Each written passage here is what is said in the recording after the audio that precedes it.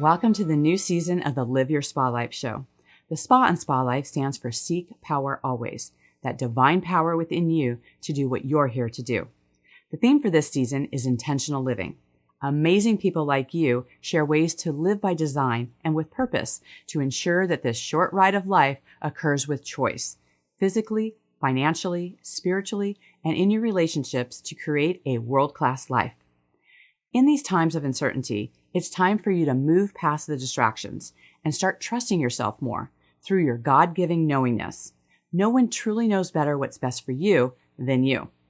In this season, you'll have plenty of examples of people choosing their best life and creating a positive impact through intentional living. Thank you for sharing your precious time with us and being part of the Live Your Spa Life conversation.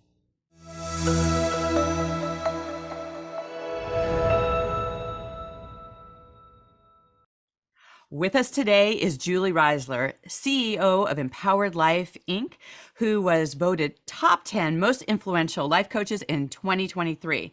Julie is a board-certified master life and wellness coach and mentor to hundreds of coaches, changemakers, and soulful entrepreneurs. Julie is the host of the You podcast, author of Get a PhD in You, and has been featured in the media such as Forbes, Mind Body Green, the Chopra Center, and is also a multi-time TEDx speaker. Julie is the founder of the Life Designer Coach Academy, a top certification program where she certifies life coaches worldwide. Julie holds a master's degree in health and wellness coaching from the Maryland University of Integrative Health and is a professor at Georgetown University in their coaching program. Julie, welcome to the show. Wow, thank you. I am so excited to be here with you. I love what you're up to, and I'm just really looking forward to this conversation. So thank you for having me. Oh, you got it. And me too. I love to start with your TEDx talks. I think it's just your story is so fascinating, and it really shows just how much we can have like awareness about ourselves, how we can make changes at any point in our life. And I love the part about words that get in the way. And I think sometimes people just speak their words without knowing the impact and what that looks like. So I'd love for you to just share that story and how were you inspired in that in doing your TEDx. Yeah, I'm having one of those moments, Diane, where I'm like, oh my God, there's so much in that I could say. So I'll just try to get to the heart of the story and why I wanted to speak about this particular topic. I think to level set, what's important, just we all know this, we are made of energy. We are, constantly having internal conversations with ourselves that often negative self-talk. And oftentimes there can be external talk, conversation, things that people say that they may not realize, especially when we're younger, we pick those things up. Like, I remember I was told I was a really flowery writer in 7th grade, and I was humiliated and so embarrassed. And I still am that way, right? It's actually very true, but I took it as like, I'm a terrible writer. It's like those words that our teachers, our parents, people, our friends, those that we might have disagreements with, that when they say those things, and when we often say those things to ourselves, we can start to believe them. That's where a lot of those negative beliefs, those stories that I think are important to like bring up to the light and check it out and see, is that true? They can really have a lasting, they can have a damaging effect. So for me, not realizing this, I grew up in an area, highly intellectualized area, right outside in Boston, right? Literally the town next to where Harvard and MIT is, and just a lot of focus on achievement. And I remember I loved to dance. I loved it. It was a joy of mine. It was one of my favorite things to do. I did it all the time. I would perform. I didn't even care. I just enjoyed the moment of it. I loved moving to music. And I remember as I got older in my teens, I, had done ballet and just for fun. And then 2 of my friends went on to do pointe, and they went to this more rigid type of ballet studio where we lived. And I thought, okay, I'll do it. I'll try it and see. And it ended up being really one of the more growth opportunities and challenging moments for me. I had a teacher who had, I think, been trained as a prima ballerina.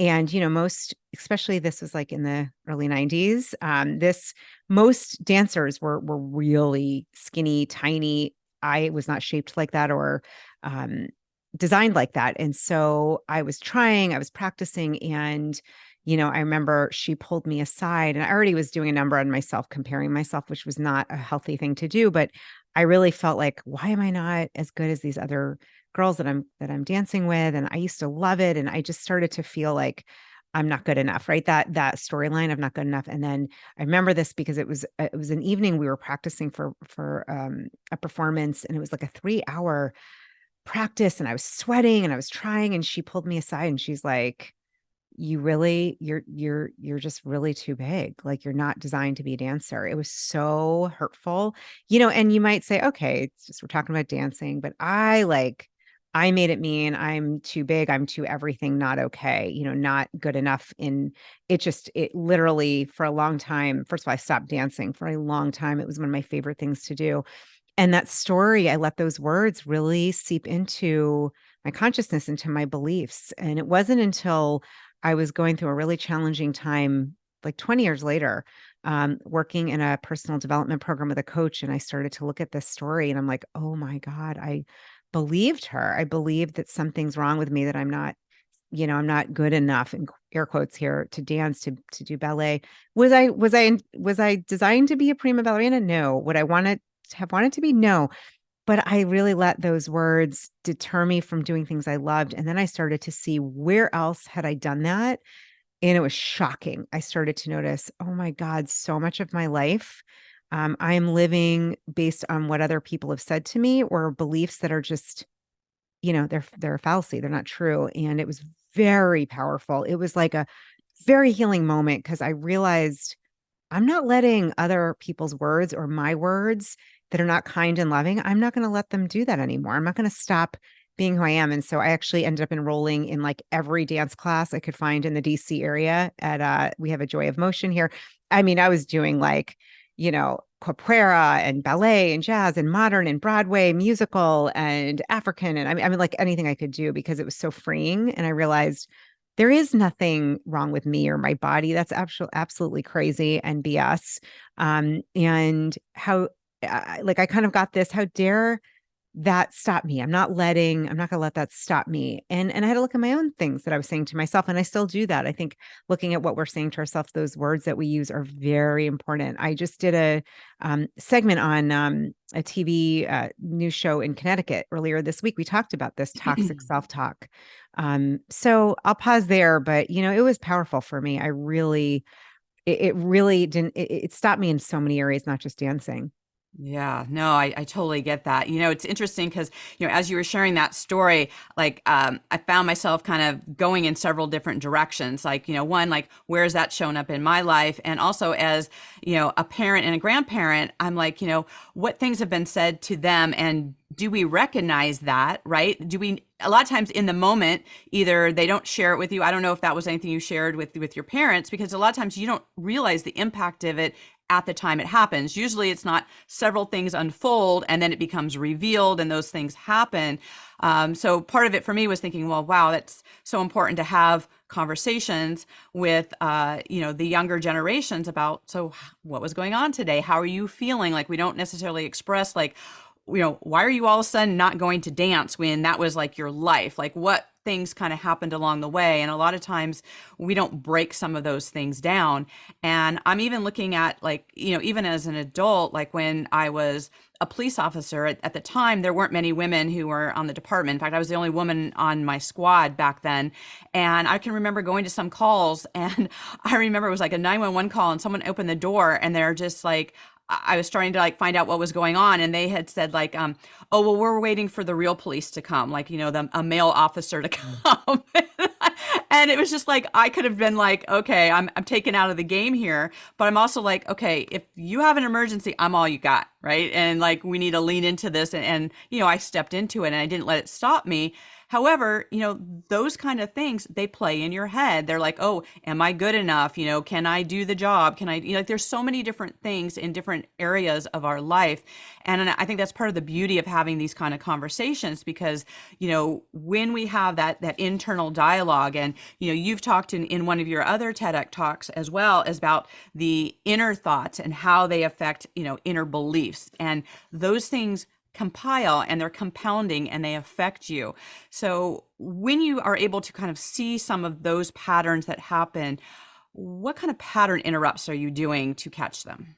Yeah. Oh, that's a good question. First of all, I'm so sorry you had to endure that and experience that. I just have this gut reaction of like, oh, that's terrible that you heard that. And I think it's really like those can be pivotal moments where we're like, okay, what are we going to do with that? Right? Am I going to take that on and make that mean something? Am I going to shift things? I love your question, Diane. I really love that question. Like, what can we do to interrupt that pattern?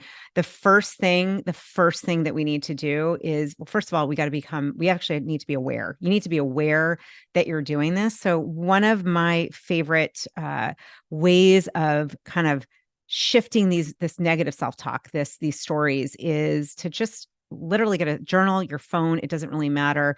Take a day. I have a really great little tool set that I created. It has a way to do that in there too. It doesn't matter. You just want to take a day and kind of notice what you're saying. Like from the time you get up, right? You wake up, what are you saying to yourself? If it's not very kind, which sometimes it's not, you want to start noticing and writing it down just like you would as an observer, as a scientist, as a reporter. You're not going to judge it. You want to just look at it like data.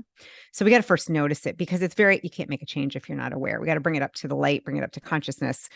The second component is, looking at it and saying, okay, wow.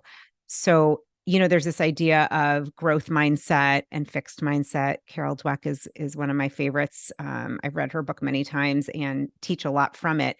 A very easy way to just kind of look at it in a where we don't get attached to what we're saying. It's just saying, like, is that growth mindset? I mean, is what I'm saying, if is that helping me to evolve and grow as a human being, or is that putting me in a space of judgment and feeling fixed, like this can't change?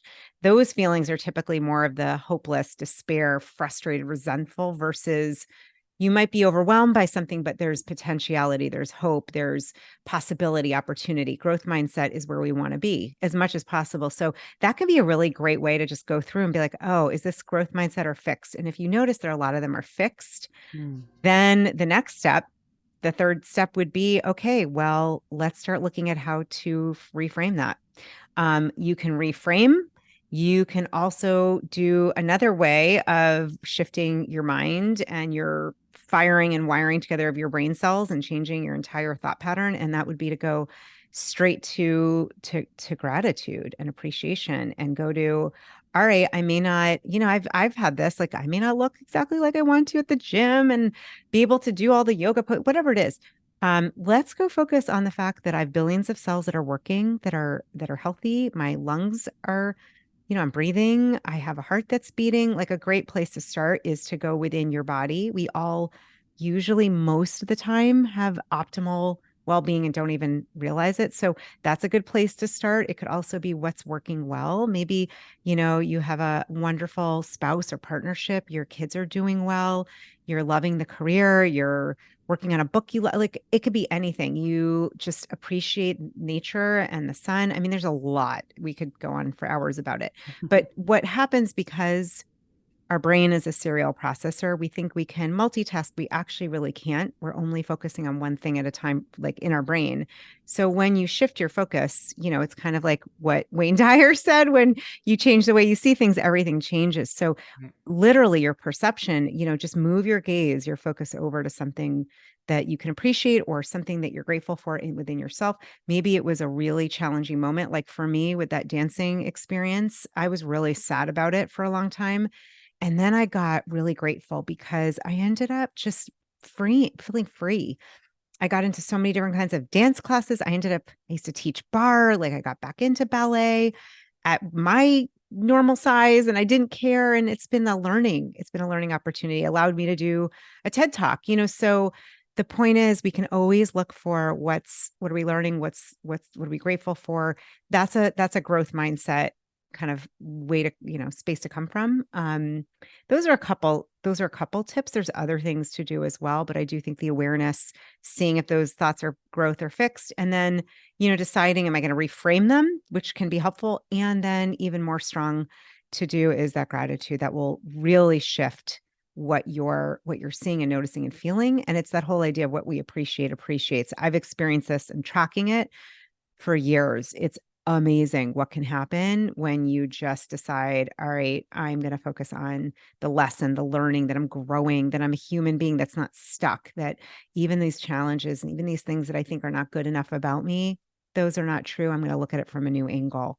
So those are just a few thoughts. Yeah, so great. So speaking of like what's working well, like you've said that you're a verbal girl and how do you talk out of your fear? Yeah, well, I think the first thing, this is honestly taking me a long time to like really learn how to first of all sit with it. So I'm not a big fan of like bypassing emotions. And I think for many of us that if you're into manifestation, if you're into wanting to design and create your best life, it's like we want to be in that high vibration and good energy. And so you may not want to stay there very long, but something I've learned it the harder way. Our bodies are listening. So holding on to fear or anger or resentment, it doesn't work well.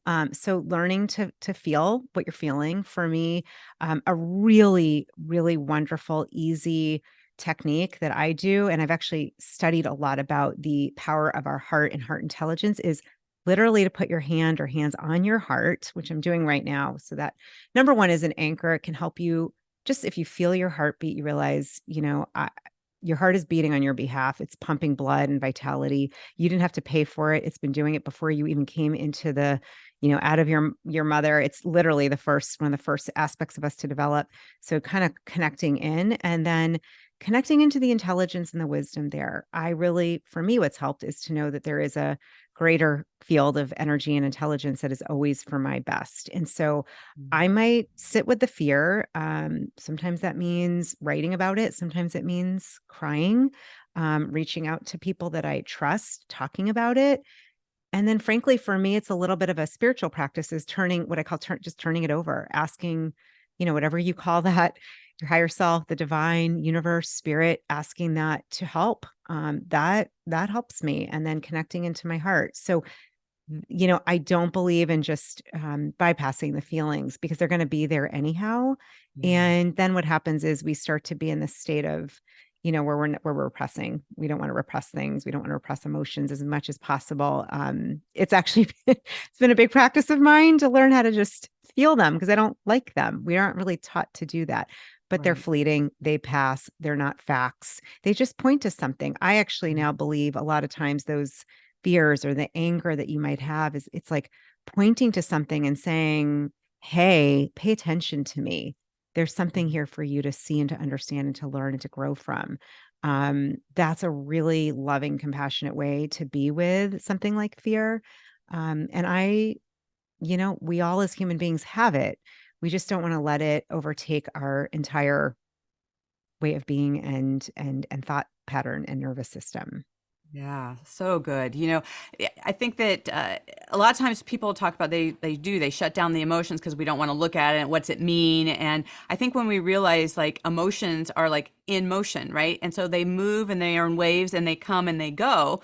And we can kind of ask questions of ourselves of like, well, how's this supporting me? What's it look like? Why is it here in the first place? And, but then it not defining you, right? And so I love that part about, hey, it's just showing you something.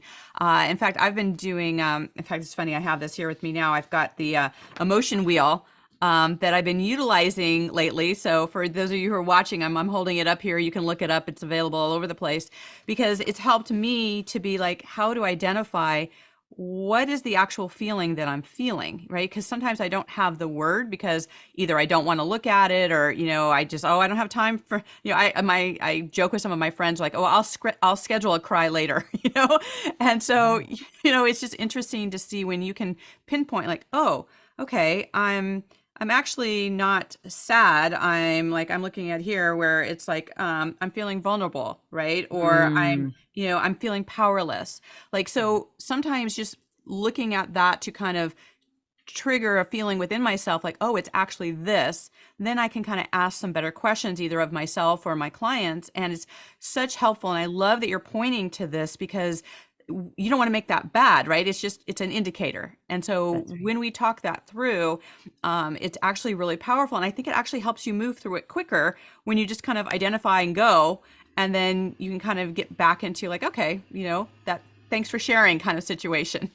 Yeah. Oh, I love, love, love that you use the wheel. I think that's fantastic and inspiring. And I really feel like this wheel should be given when we're like 5 in Right. kindergarten and be like, where are you on the wheel? And then just learn like it's not good or bad. They're just different points.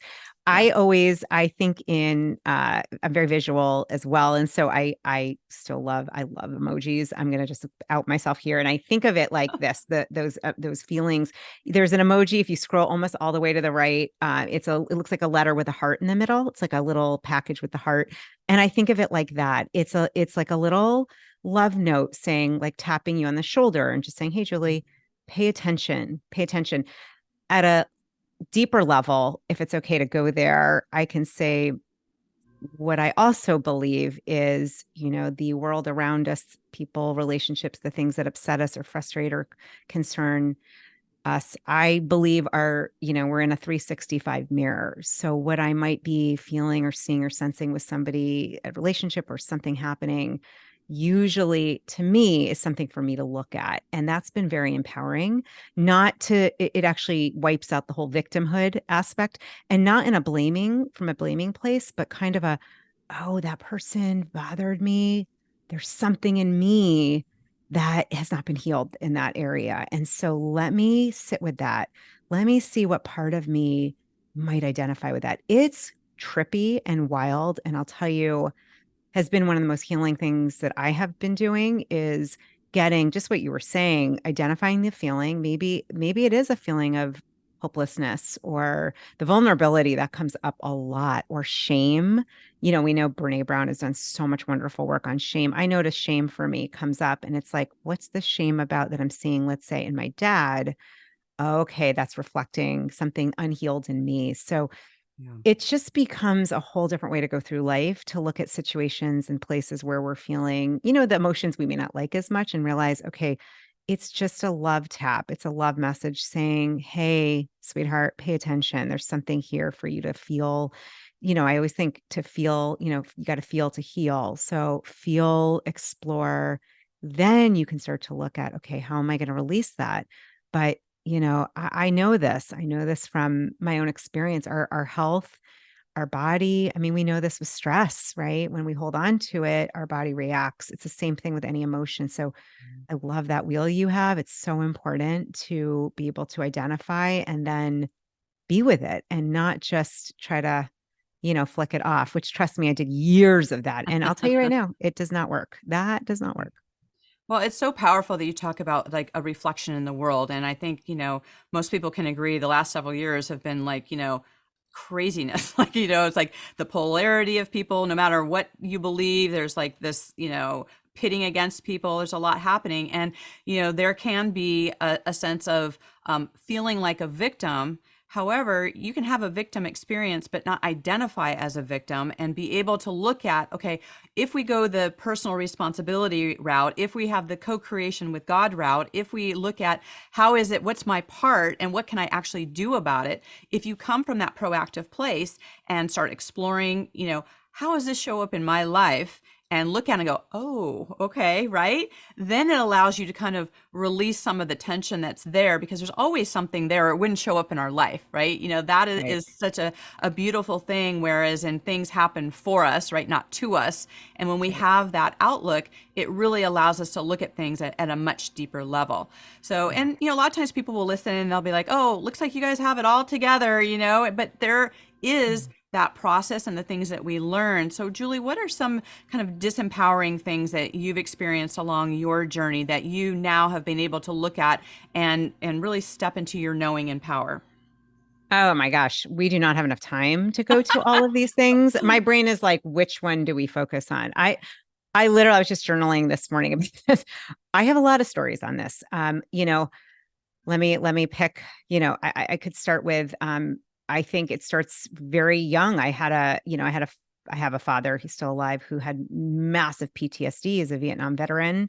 And I really felt responsible to make sure he was okay. I didn't know any of this growing up. Like, we didn't know what that was in the 80s. Right.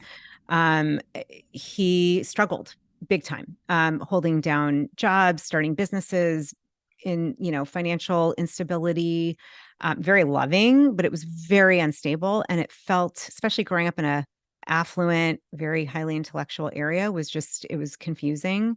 And so, I learned to just a lot of codependency, a lot of like, let me make sure I'm doing great in life so you're okay. I think that was one of the things I have learned, that I'm not in charge of taking care of other people like that. I am in charge of loving and taking care of me, and being in integrity and my best self, and listening and honoring my intuition, but I can't change and I can't cure other people.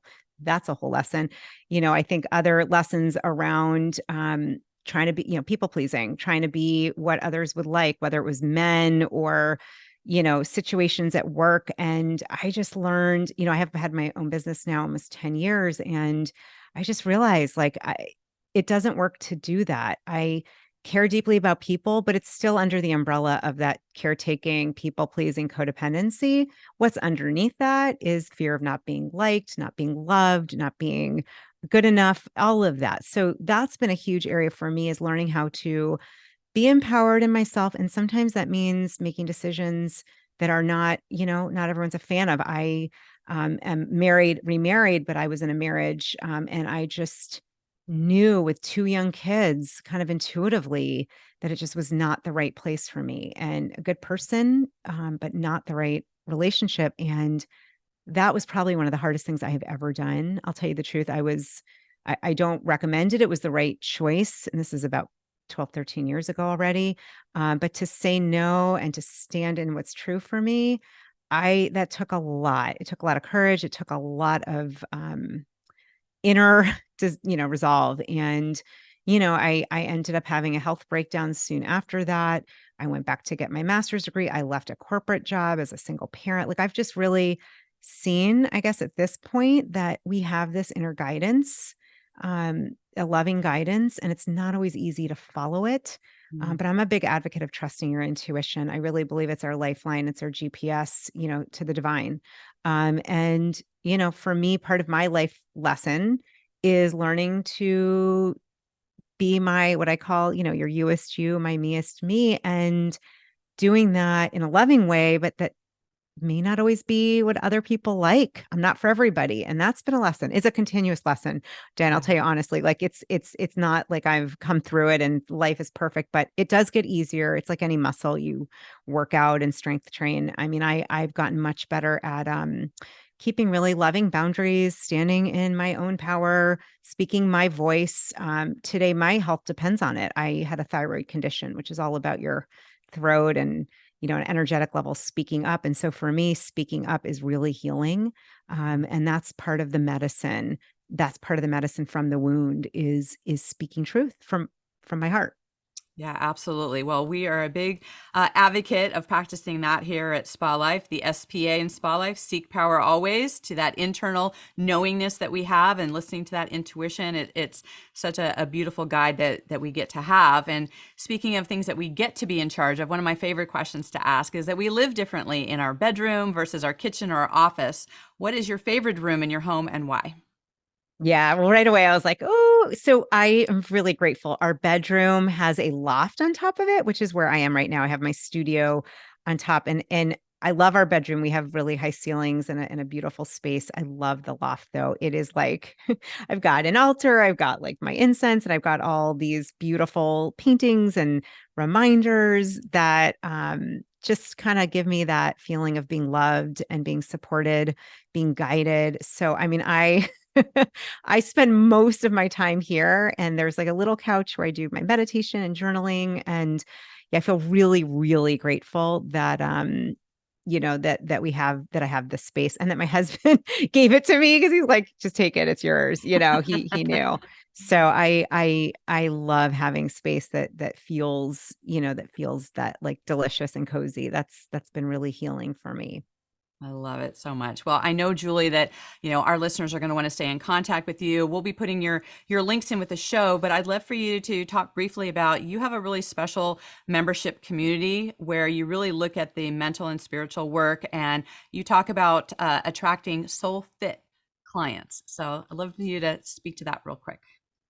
Yeah. So when I went back to get my master's degree, I didn't know I was going to be doing this. I was a psychology and public health major. I thought about therapy. I didn't become a therapist. Something said, no, I don't think that's the right place for me, but I did end up going back to get a degree in health and wellness coaching from a holistic integrative place.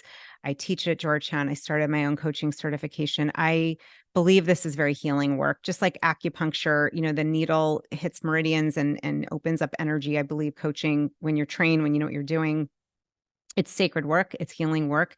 So I was thinking, I wouldn't even say I was thinking about, I really have just been sitting with and asking the divine, what can I offer that's going to help conscious coaches that are really here, want to help others to live their best life and to disappear these stories that are not true, like the one I explained earlier. And so this idea came through me. This is how I work, is how my business goes. It's called the Inner Circle for Conscious Coaches. And I use a lot of the work that I've been trained in other healing modalities. I study A Course in Miracles. I bring a lot of that in. I just really believe our outer reflects our inner. So when we are connected at the spiritual level, at the heart level, we become a magnet to attract I think of it as soul fit clients, the clients that, our souls are meant to help each other. And, even looking at abundance and money in that aspect, to me, it's on the energetic level.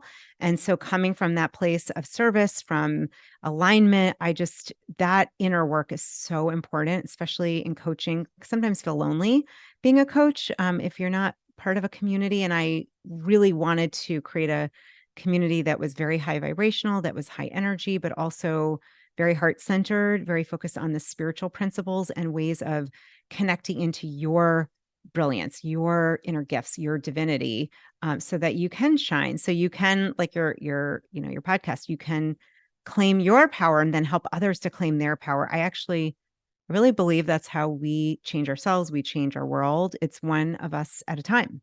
And so it's been really beautiful. This Inner Circle for Conscious Coaches. I'm obsessed with it. It feels like literally a magical space that just attracts really incredible coaches from all over. I love it. So, so good. Well, as you know, Julie, our theme for this season is intentional living. In what way are you living an intentional life today? Oh gosh. Yeah. I think so. I'll say what's been there for me right now has been, waking up and starting each day with meditation, prayer, journaling, connecting in, and not going to my phone, not until I have really nourished myself on a spiritual level. That takes something, especially when you have 2 teenage kids and they're asking for things. And no, but that's that for me. I'm also doing a yoga teacher training, and just bringing in yoga and breathing is a part of it. But starting my day and ending my day, that is without any device or, any distraction, has been next level and important. So great. Love it. Well, you and I could talk all day, I can tell. Yes. I love it. So I just want to Totally. thank you for sharing your wisdom and being here with us today. Thank you so much. You got it. And to our listeners out there, take that deep breath. Ask yourself, what words are in your life now, presently, in the past, how maybe they've had an impact. Maybe it's time to start asking yourself that question. Is it true for you? Start evolving into the next version, the better version of yourself, and know that you can reach out and tag and connect either myself or Julie, and we're happy to help you along that journey. And until we connect again, live your SPAlife. Bye for now.